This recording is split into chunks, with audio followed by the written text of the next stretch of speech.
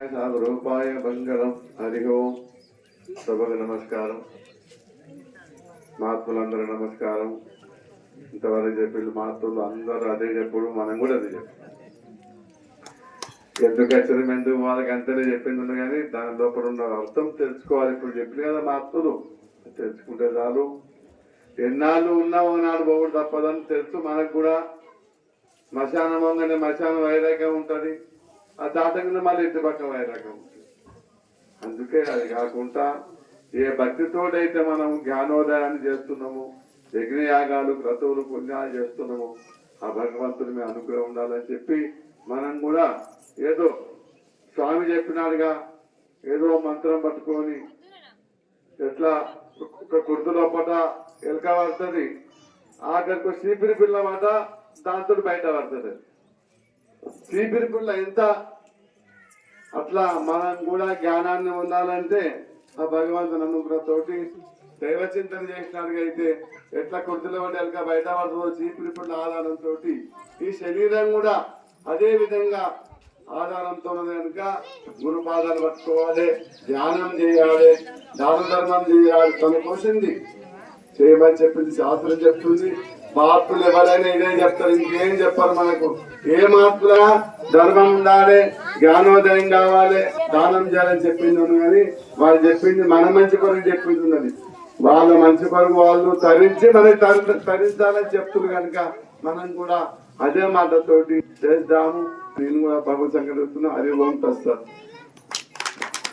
పరిస్థితి చూస్తే నా స్వామి రంగా ఉన్నోళ్ళంతా లేచిపోయారు. ఏం బాధరా నాయన కొంతమంది చూస్తున్నారు. నిజమే, అంత అలసిపోయిందాక వేదాంతం వీరి సన్నిధానంలో అక్కడ 10 పూటలు చేసిన యజ్ఞం. ఎవరుండొద్దు, మనం లేచిపోవాలి తీర్థ ప్రసాదాలు తీసుకొని. వాళ్ళ సమయం అదే నిర్ణయించారు. ఎందుకంటే ఇంకేమేమో పని చేయాలి, గంటల కన్నా ఎక్కువ మనకు అవకాశం ఇవ్వలేదు. 9 గంటలకు కార్యం చేస్తే 11 గంటలకు ఆ స్థలంలో ఎవరు ఉండకపోయింది. ఇక మన వాళ్ళము కార్యం అయిపోయినాక 4 ఉంటే మేము 10 మంది అయితే ఎక్కడికి వెళ్ళి ఇంత చెప్పండి. కాబట్టి అందరికీ నమస్కారం. ఇంత అలసిపోయింది అనుకుంటుందని 1 గంటకే భోజనాలని నేను ఏ సభలైనా ప్రకటిస్తా. కొన్ని చెప్పుకున్నాం. లోపలికి ఎవరైనా వెళ్తే వాళ్ళు కూడా తీర్థం తీసుకొని పోండి. ఇంతసేపు యజ్ఞం చేసినాం, ఉట్టిగా మొక్కకూడదు. ఓం సర్వేంద్ర సుఖినః సంతు సర్వే సంతు నిరామయః సర్వే భద్రాణి పశ్యంతు మా కచ్చిత్ దుఃఖమాప్నుయాత్. ఓం సర్వేషాం స్వస్తిర్భవతు, ఓం సర్వేషాం శాంతిర్భవతు, ఓం సర్వేషాం పూర్ణం భవతు. ఓం శాంతి శాంతి శాంతి.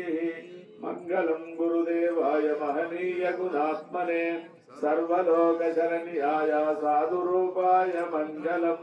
హరి నమ పార్వతీపదే. హర హర మహాదేవ. లేచి రండి అయినా ఒక లైన్ గా రండి. ఇట్లా సాములకు దండం పెట్టుకుంటూ ఆశీస్సులు తీసుకొని తీర్థం తీసుకొని భోజనశాలకు వెళ్ళండి.